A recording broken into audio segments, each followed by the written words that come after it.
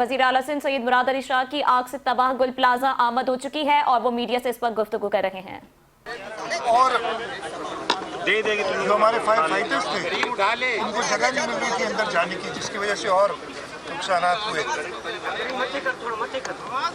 इंशाल्लाह हुकूमत अपनी, पहले तो हमने सुबह से, मैं खुद कराची में नहीं था, एक तो लोग बातें बहुत बनाते हैं, तो मैं शाम को आया हूँ 4 साढ़े 4 कराची से मैं बाहर था, लेकिन मुझे रात को देर से इत्तला मिली थी तकरीबन 12 बजे, और कमिश्नर साहब से मैं राब्ते में था, डिप्टी मेयर से मैं राब्ते में था, और चीफ सेक्रेटरी साहब ने भी सुबह 7 बजे मुझे बताया था, और वो खुद भी इधर आए।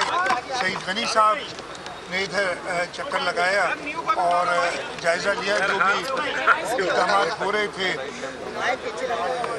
एक बार फिर कहूँगा, बहुत अफसोसनाक वाक़या है, बहुत अफसोसनाक वाक़या है।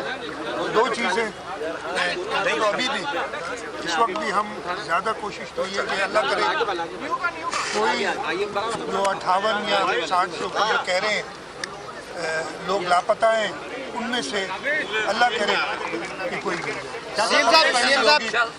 उसके बाद बहुत सारी, मुझे पता है कि आपके सवालात होंगे।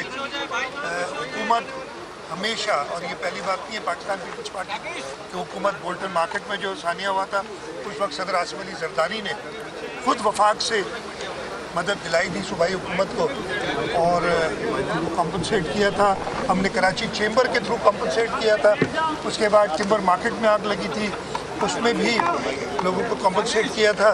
इधर भी चांद की तो कोई कॉम्पनसेशन नहीं, लेकिन हमारी हद्दुल इम्कान कोशिश होगी कि जो छोटे ताजिर जिनका यहाँ नुकसान हुआ है वो हम एक ट्रांसपेरेंट तरीके से, जैसे हमने पहले बोल्टन मार्केट में और टिम्बर मार्केट में किया था, कोशिश यही होगी कि ट्रांसपेरेंट तरीके से उनके नुकसान का अजाला किया जाए।